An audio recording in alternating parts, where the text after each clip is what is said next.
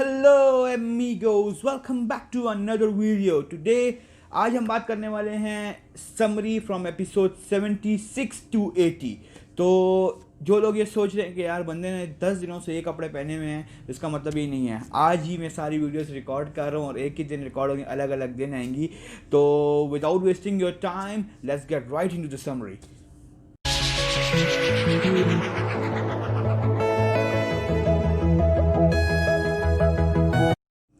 तो हम स्टार्ट करने वाले हैं एक स्टोरी। अच्छा, दरअसल इस तरह हुआ कि गोंदोक्तू जो था वो सिपाहियों के साथ प्रैक्टिस कर रहा था, उस दौरान उसके हाथ के ऊपर लग गई थी। अभी मैं थोड़ा रिवाइंड जा रहा हूँ, कुछ चीज़ें जो मिस हुई हैं वो इंशाल्लाह इस वीडियो में कवर हो जाएंगी। तो गोंदोक्तू जो है, जिसने सीज़न 1 देखा है उसको याद होगा कि यार सुलेमान शाह के कमर के ऊपर एक ज़ख़म था जो दिन पर दिन ख़राब हो रहा था, वो बैटरी उसमें नहीं आ रही थी।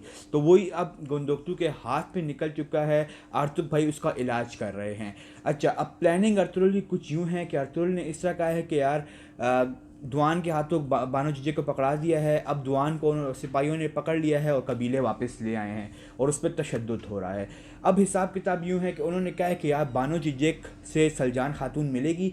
अब गोंजा गोल जो होगी वो देखेगी कि यार सलजान खातून कहीं जा रही है, तो वो उसके पीछे पीछे जाएगी और वो वहाँ पे डिस्कशन करेंगे कि यार, अब वो जब बानो जिज्जे सलजान खातून से मिलती है तो वो ज़ख्मी होती है। वो कहती है यार मुझे तुरु खातून का मौत का जो सबूत है वो मिल गया है। तो गोंजा गोल परेशान हो जाती है, वो वापस डायरेक्ट भागती है आयतुलन के पास और आयतुलन कहती है कि यार सबूत तो उनको मिल गया है। तो बड़ा सीन ऑफ हो गया, कहती है ऐसा हो ही नहीं सकता। आयतुलन कहती है, वो कहती है चलो ठीक है, अगर बानो जिज्जे इंजर्ड है तो मैं जाऊंगी कल, और जब कल उनकी मुलाकात होगी तो मैं उनको मार दूंगी। उन्होंने कहा ना कि मैं कल तुम्हें बानो जी के साथ जानो कह, कल आप दोपहर को आना, मैं आपको सबूत दूंगी ना, मतलब मौत का सबूत दूंगी। तो ये हो जाता है। अब वो उससे कहते हैं कि यार मैं कल जाऊंगी। वो कहते हैं अगर दुआन सिपाही आ गया, इतनी देर में दुआन को लोग पकड़ के ले आते हैं तो वो समझते हैं कि यार हमारा काम आसान हो गया। अब कल का दिन आ गया है, कल का दिन आ गया है। सलजान खातून गई है बानो जिजेक से मिलने, पीछे चली गई है आयतुलन। वहाँ पे तुतकिन भी जो है वो ऐसे ही लोगों से बानो जिजेक को ढूंढने में लगा हुआ है। हाँ याद आ गया, बानो जिजेक को ढूंढने में लगा हुआ है। तो वहाँ पे अर्तुगरुल आए थे, अर्तुगरुल से उसकी मुँह मारी और अर्तुगरुल कहता चलाओ मैं तुम्हें कुछ दिखाता हूँ। जब वहाँ पे वो लोग जाते हैं तो वहाँ पे जब जाते हैं देखते हैं कि यार सलजान खातून खड़ी होती है बानो जिजेक के पास। वो तुतकिन कहता है बानो जिजेक, और वो कहता है, और देखते हैं पीछे आयतुलन भी आई थी और आयतुलन बताती है कि यार उन दोनों को मैंने ही मारा है, मतलब तुतकिन के माँ बाप को मैंने ही मारा है। इसका सबूत तुम कभी भी जिरगे में नहीं दिखा। और ये जो होता है तुतकिन सुन लेता है। तुतकिन को अब आइडिया हो गया कि यार जो उसकी माँ है वही गद्दार है, उसी ने उसके माँ बाप को मारा है।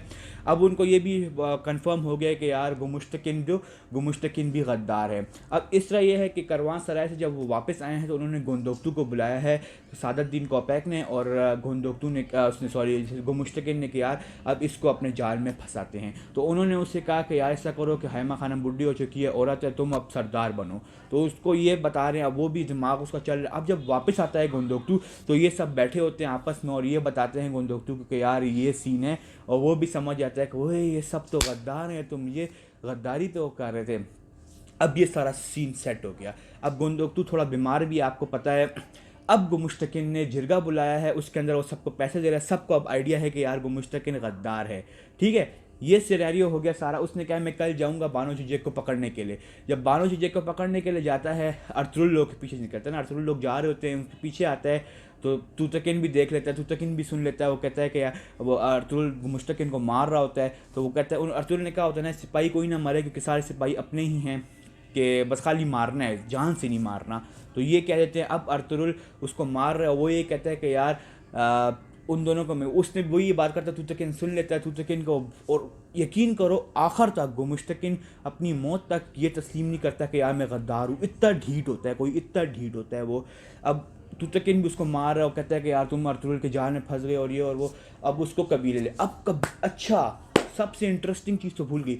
जिस दौरान इसकी कुट लग रही है गुमुश्तकिन की, बानो जिजेक को पकड़ने गया है, उस दौरान क्या हुआ? उस दौरान इस तरह हुआ कि आर्तुक भाई ने सलजान खातून को कहा कि यार ये कोई जड़ी बूटियाँ हैं, तुम ये लेकर आओ। अब मशरूम्स, मतलब कोई लफ्ज़ उर्दू में इस्तेमाल होता है लेकिन थे असल में मशरूम्स। तो उसने कहा कि सलजान ने कहा कि मैं सुलेमान शाह के लिए भी जमा करने जाती थी, तो मैं अभी भी जाती हूँ और मशरूम्स ले कर आती हूँ। जब ये लोग निकल रहे होते हैं तो रास्ते में इनको वो मिलती है, हलीमा सुल्तान मिलती है। हलीमा सुल्तान सलजान को कहती है कि यार चलो मैं भी तुम्हारे साथ चलती हूँ, लेट्स गो। तो ये दो चले जाते हैं, इनको गोंजा गुल खातून देख लेती है। तो दरवेश दरअसल उस कमरे से निकल रहा होता है ना, खेमे से, आर्तुक भाई उसको गर्म पानी के लिए भिजवाता है, किसके लिए, तो वो दरवेश से पूछती है गोंजा गुल कहाँ जा रहे हैं, तो कहते हैं कि यार उधर जा रहे हैं। तो अब ये जाके आयतुल्लाह खातून को बताती है, ये दोनों तलवारें लेके निकल जाते हैं।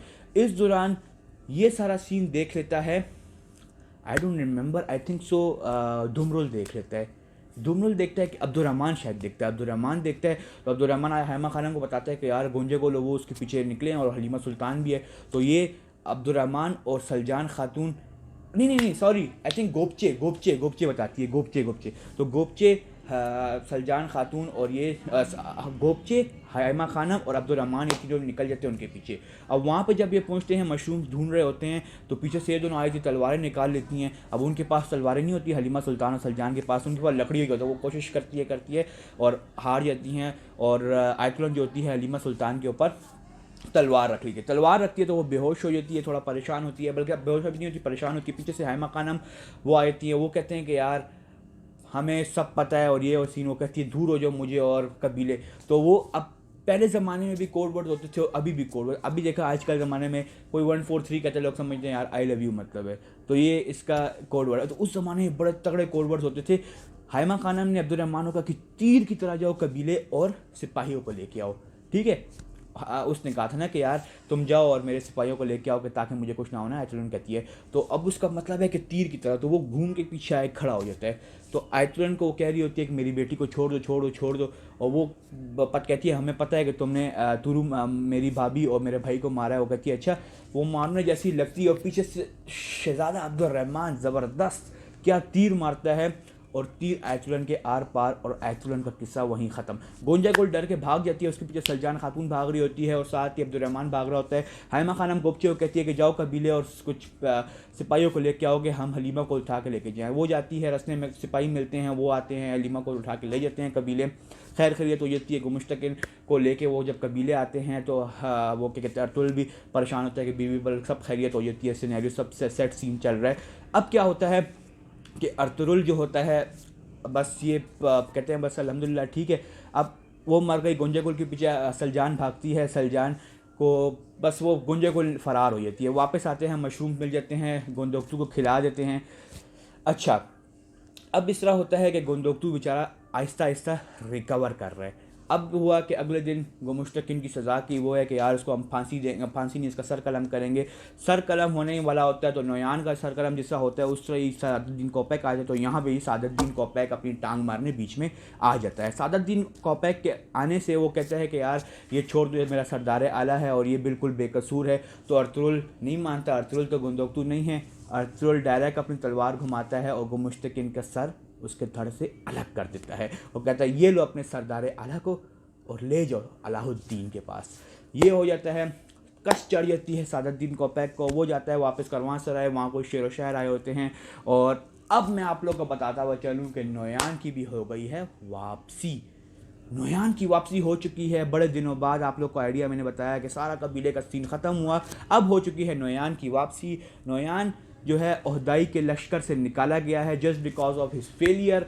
उसकी फेलियर की वजह से वो निकाला गया है ओहदाई के लश्कर से। अब वो किसी उन लोग के साथ है, उन मंगोलों के साथ है जो कि ओहदाई के लश्कर से निकाले गए हैं। तो सब जो हैं लश्कर से जो निकले हुए हैं उनको नोयान ने इकट्ठा करके एक लश्कर बनाया हुआ है। नोयान आता है सादुद्दीन के पास, सादुद्दीन को कहता है कि यार मुझे पैसे चाहिए कि मैं मतलब कि मैं तुम्हें अर्तुल का सर ला के दूँगा, मुझे पैसे दो कि मैं अपने जंगजुओं को खुश कर सकूँ। तो कहते हैं ठीक है, लेकिन अपने जंगजुओं को कहना है कि पैसों के लिए ना लड़ें, अर्तुल के सर के लिए लड़े ताकि मैं उनको खुश कर दूंगा। मसला नहीं है, पैसों वैसे कोई टेंशन नहीं है, बस अर्तुल मुझे चाहिए। इतनी देर में गोंजा गुल खातून कारवांसराय आ जाती है और वो कहती है कि मुझे अपने माँ बाप का बदला लेना है और सादुद्दीन आप ही मेरी आखिरी उम्मीद हैं।